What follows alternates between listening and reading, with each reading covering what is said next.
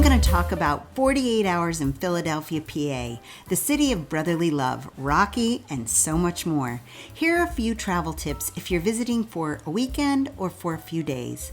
My friend Heather took me around her old stomping ground and gave me a really full, fast tour. From where we stayed, what we ate, discovered, and explored, today I'll share with you our quick trip to Philly.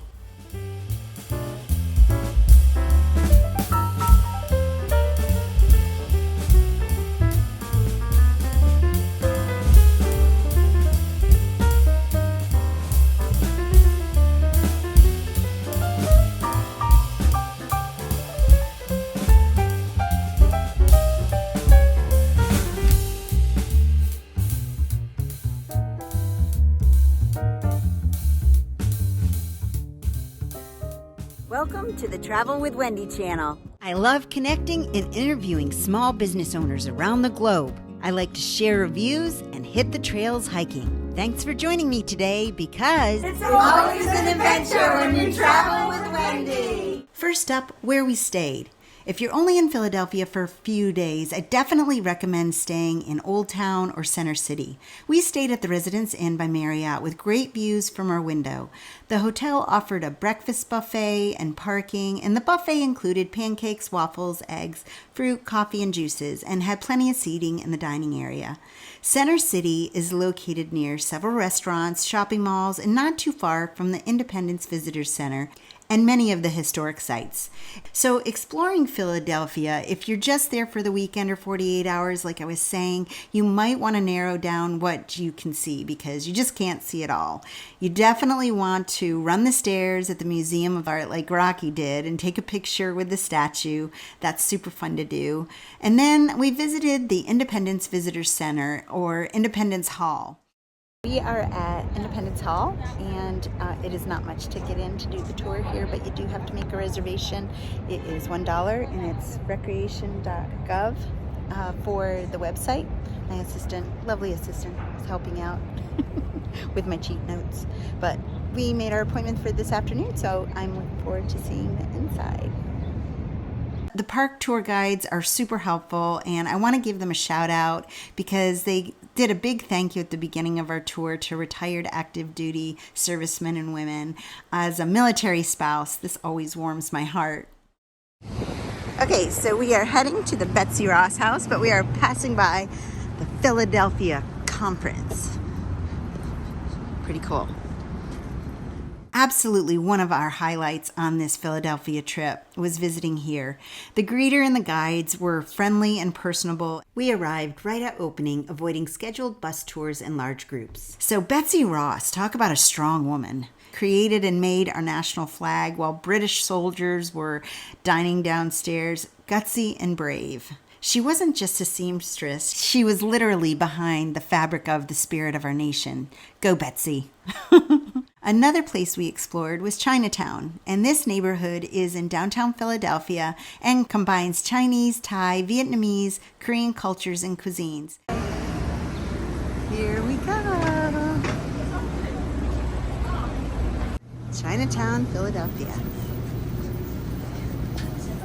Yeah, that is pretty cool.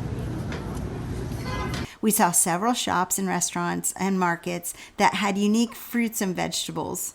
The Friendship Gate that leads you into this part of town was really beautiful. While walking around Philadelphia, you'll also be amazed that there's history at every corner. And before I knew it, I had to stop myself and just start taking pictures because I didn't realize all this history was in Philadelphia, not just forming our nation, but for instance, Girl Scout cookies began in Philadelphia, and that was such a cool random fact. The Freemasons and Ben Franklin, there's a Masonic temple that's just beautiful. We really enjoyed our walk through the old city, and I've put the links also to where you can find out more walking tour information as well in the description. So next up, the good eats that we enjoyed, and of course, visiting Philadelphia would not be complete without a cheesesteak, am I right? So thanks to Heather, we were able to visit two of the most famous cheesesteak restaurants. You can smell these iconic steakhouses blocks away. The first one was Pat's King of Steaks, and the second was Gino Steaks. Both offered the cheese with either provolone or the melty cheese. We ended up eating at Pat's King of Steaks, and it was really good. Another great place to eat is the Reading Terminal Market. This is one of the coolest eateries in Philadelphia.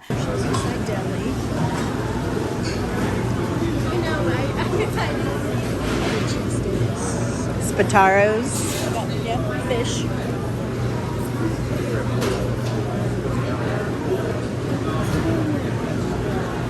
Hand-carved sandwiches. The original turkey.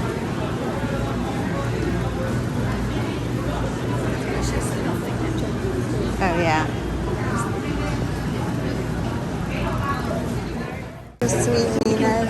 Oh, look at those banana puddings, John.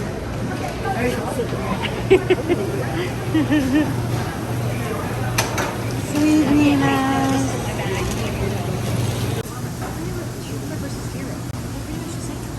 Yeah, I think so. Yeah, it just says 0 next to it.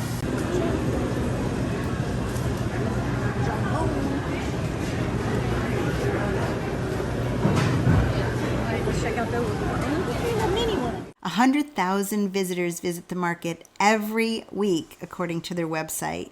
And for over 100 years, this market has made it through ups and downs, recessions, depressions, and includes produce, meats, fish, groceries, etc., crafts, and books. There's also a different array of restaurants that you'll definitely want to visit and revisit. One of the restaurants that we visited I absolutely love was Barbuzzo. This Mediterranean kitchen and bar was an absolute delight. Their menu was creative, and they had small bites to eat as well as different plates like pizza and pasta. Their wine list was thrilling. I saw a Nero and a Nebbiolo, which are some of my favorite wines from Italy. The next was McGillin's Old Ale House, and we were there right around St. Patrick's Day, so we had to stop at an Irish pub. Heather and I are at the oldest pub in Philly. This was started the year that Abe Lincoln was inaugurated as president, and it's still in existence, and it's really cool. People are still here drinking. And they didn't card us. They didn't card us.